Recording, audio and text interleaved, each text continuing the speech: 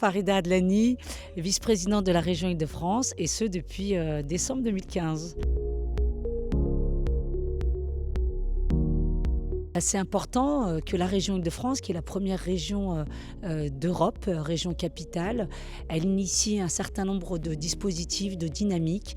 C'était important de prendre part à cette lutte contre les maladies cancéreuses et à cette volonté d'agir, d'intervenir. Et la région Île-de-France qui intervient sur des questions de santé avec une politique volontariste, parce que nous ne sommes pas le ministère de la Santé, mais on a envie notamment de s'occuper des jeunes sur la question de la prévention. Donc c'était important d'être là et d'expliquer tout ce qu'on fait pour lutter efficacement contre les maladies cancéreuses, les questions de recherche sur l'innovation et d'apporter notre pierre à l'édifice.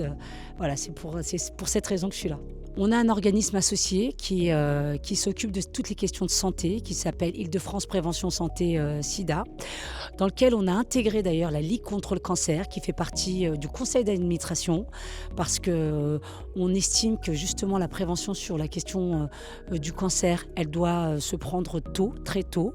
Et donc nous, on veut l'intégrer dans les messages de prévention sur la question de l'alimentation, sur la question du sport santé, sur la question aussi de l'hygiène de vie, bien sûr des gestes simples qu'on doit mettre en place. Et donc on a des ambassadeurs, on a cet organisme associé qui intervient gratuitement dans les lycées pour apporter ces messages de prévention.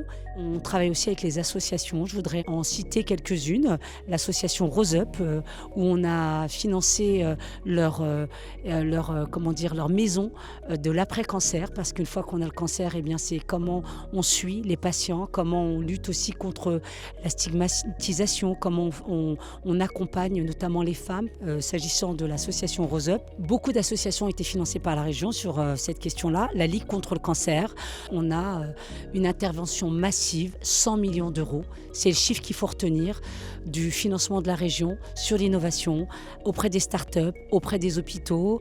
Je pense notamment à l'Institut Curie.